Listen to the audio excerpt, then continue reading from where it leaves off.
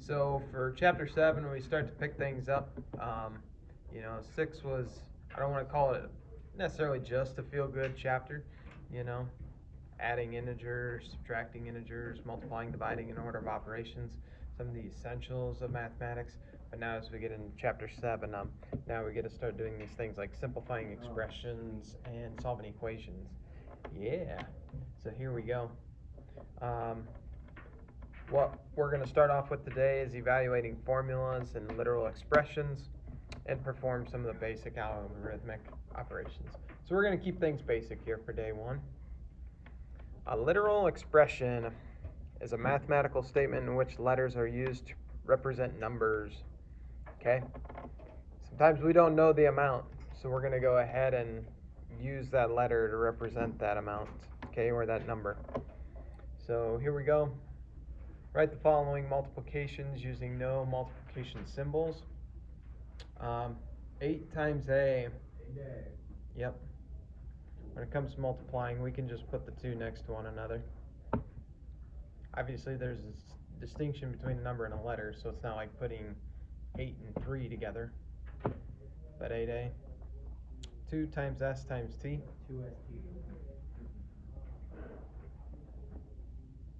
So we can put multiple variables together.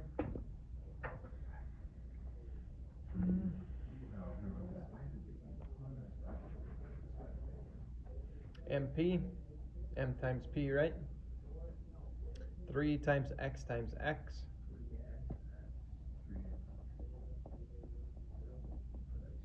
Can you do that? Probably not. Maybe. I know you can. I think you can, yeah. You can do any of those. Yeah. X we don't typically try to use as a variable unless it's necessary because it does look like a multiplication sign, but hey, they used it there. Write the following using algebraic notation. So if I want to take 8 times the quantity 2A plus B, this is where we just put the 8 right in front of that parentheses. 8 right next to parentheses indicating that we're multiplying it.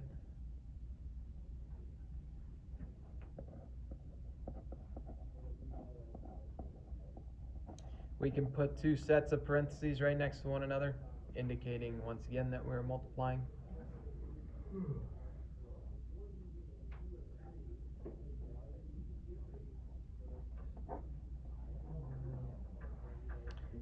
X divided by y squared.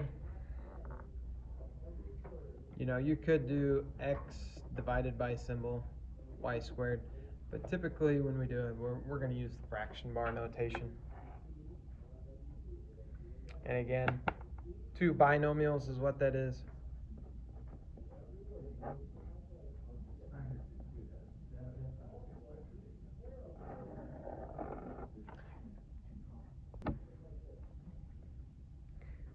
So some other terminology that we need to go over.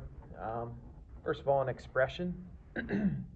Expression is a general name for any collection of numbers or letters connected by arithmetic signs. An expression is the expressions that do not have the equal sign with it. Okay? If we throw an equal sign in there, what does it become? Do you know? Equation. I don't know if that's what you said, but equation is the correct answer. When the equation or the equal sign is not there, now it's just considered an expression. But again, it's any combination of numbers and letters. If the algebraic expression has been formed by multiple quantities or multiplying quantities, each multiplier is considered a factor of the expression. And the algebraic expression can also be a sum or a difference of simpler quantities, or these things called terms. We're going to look at some of those examples right now.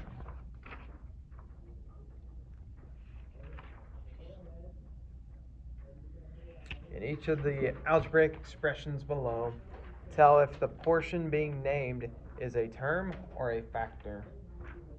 I like this segment just to determine, okay, is this thing a term, factor, kind of solidifying that definition, because just giving you the definition honestly probably doesn't mean a whole lot to you. So we got the expression 2x squared minus 3xy. The y in this case is a what? And I should have wrote 3xy. So fill that in your notes, please. The y, if it was by itself, would be this thing called a variable, but the 3xy is called a term. You're right. Terms are separated by your plus and minus signs. How about 7x minus 4? What's the 7x? Term or factor? Anybody else think it's a term? I do. It is a term.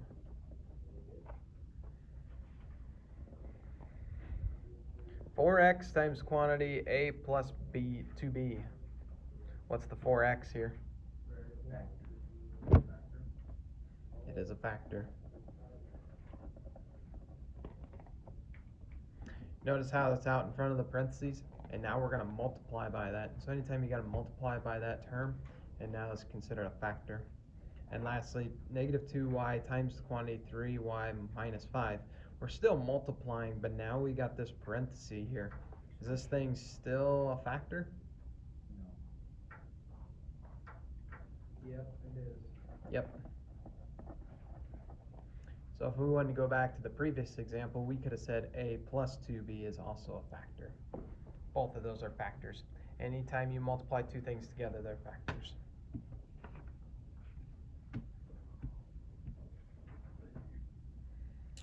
All of these are examples of what? Maybe not formulas, but close. The opposite. Expressions. There you go. Let's talk about formula. That was brought up. Formula is a rule for calculating the numerical value of one quantity from the values of the other quantities. So a formula, it's a rule. Area of a rectangle is pretty simple. Area is equal to length times width. It's a rule that we can use, plug in the values to those variables, and then we can simplify to find it. And that is essentially the definition of evaluating a formula. We're going to place the numbers in for those variables where they need to be, and then do the arithmetic carefully in the correct order.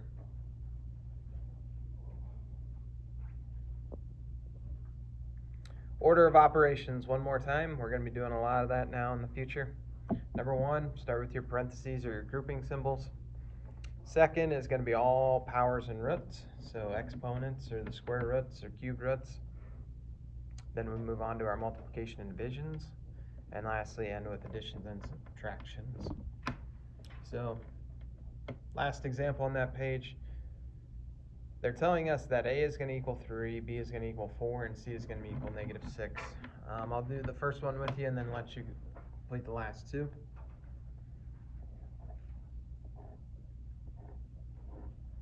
Three is a number.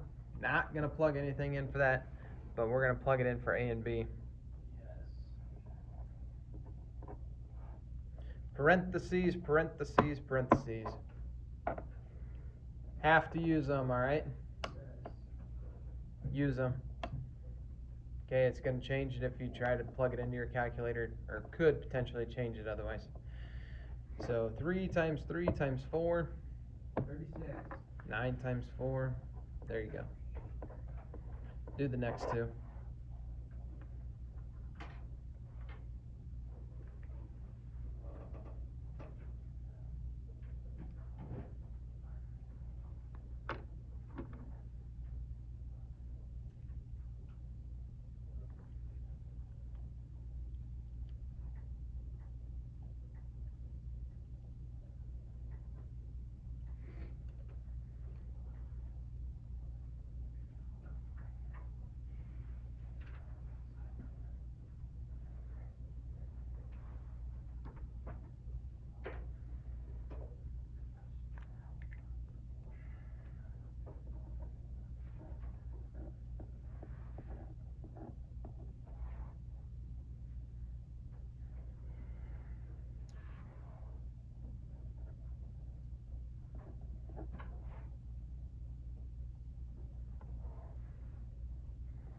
Answers for the 2a squared minus b squared.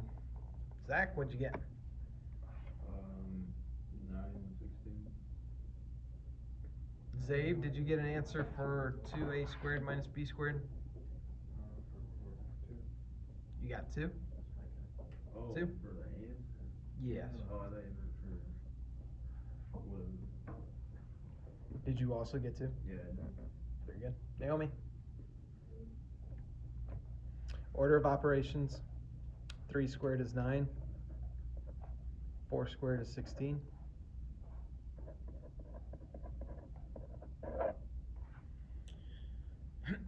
So there we go.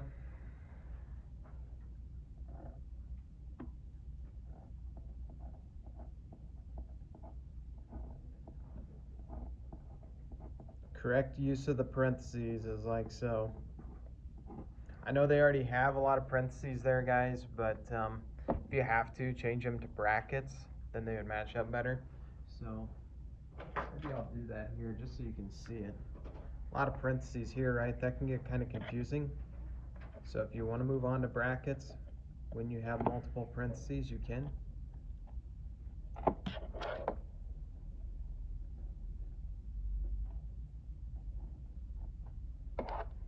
Maybe that looks a little bit better for you. You can do the same thing out here for the 2 and the 4.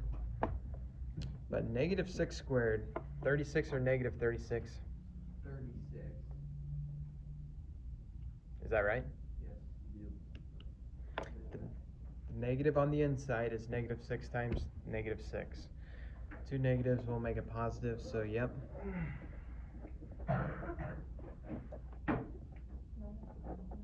Tough sit up there, huh? 2 and 4.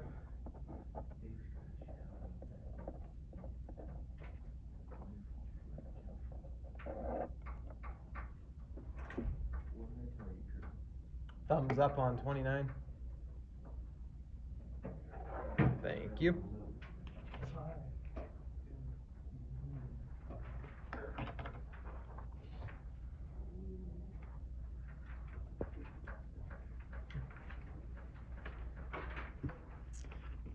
One more page.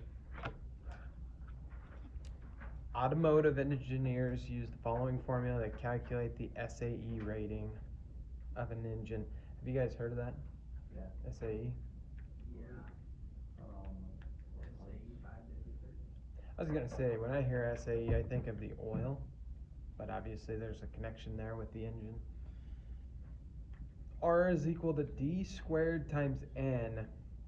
D is going to be the diameter of the cylinder, and N is the number of cylinders. We want to find that R value when D is 3.5 and the N is 6. Copy the formula for me, please. R is equal to D squared times N. If you want to put the little multiplication symbol in between, that's great. But I've got a copy down. Now I'm going to start throwing some stuff in there. D was 3.5. N. And now I have a value for every variable, so now we can go ahead and simplify. Yes, you are going to be able to use your calculators now. Thank you. They're back. I already knew we were going to be using them. I'd miss this sucker. I think for this test you can use your Casio. These aren't that smart. They're really not. I could be smarter than this if I tried. Yeah. 3.5 squared, do that first. Take it times 6. Get your numerator simplified. If you needed to, you'd have to simplify your denominator, but 2.5 is already a number, so you don't have to simplify that. So divide by 2.5, and there you go. 29.4 is what you should come up with.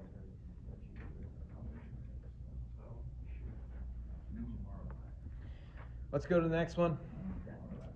Here we go. The BRM for a woman can be estimated with the following formula.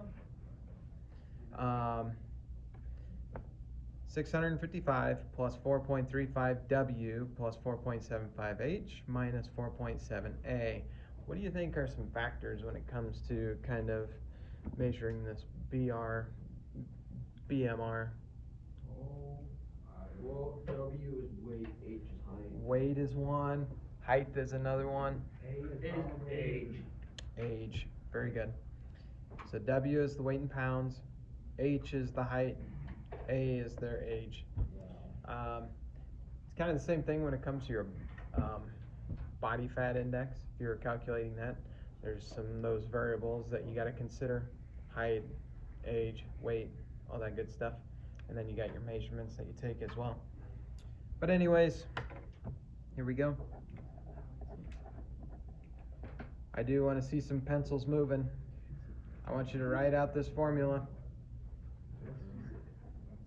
Bryce is going to write out this formula too.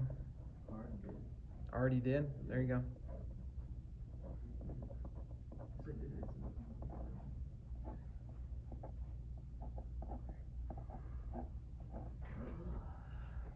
W is your weight, 145. H is the height. What does your height have to be in, did it say? Probably can't overlook this. Oh, I gotta recalculate now. Yep. I don't know. So 5 feet 6 inches is equivalent to 66. And then 55 is the age. Answers that you came up with? I'm not done yet. Not done yet.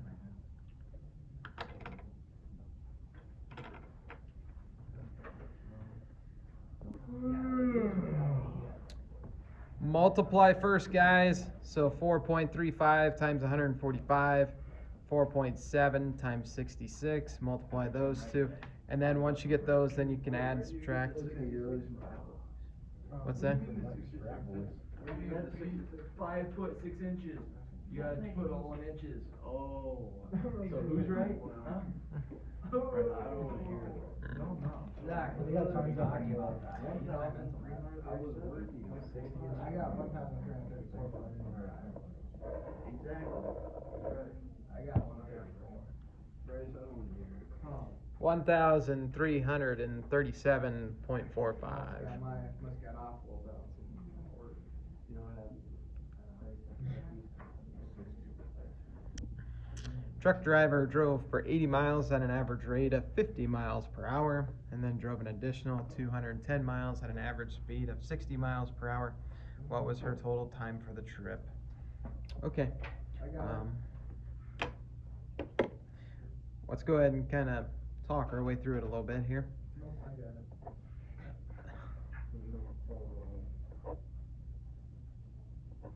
Go ahead.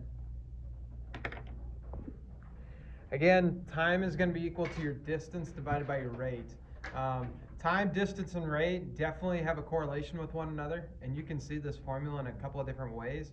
A lot of times you hear people say distance is equal to rate times time, and that is a true statement too, but this is just a variation of that exact same formula. We won't get into the specifics of that, of how we came up with it. But understand we got two different speeds here, which means we got to calculate these separately.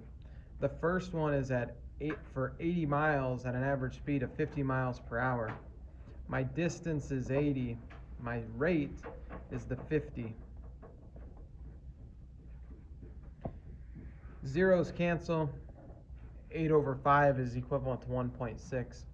And now for your other rate, 210 miles at an average speed of 60 miles per hour. So again, D over R, 210 over 60, 3.5.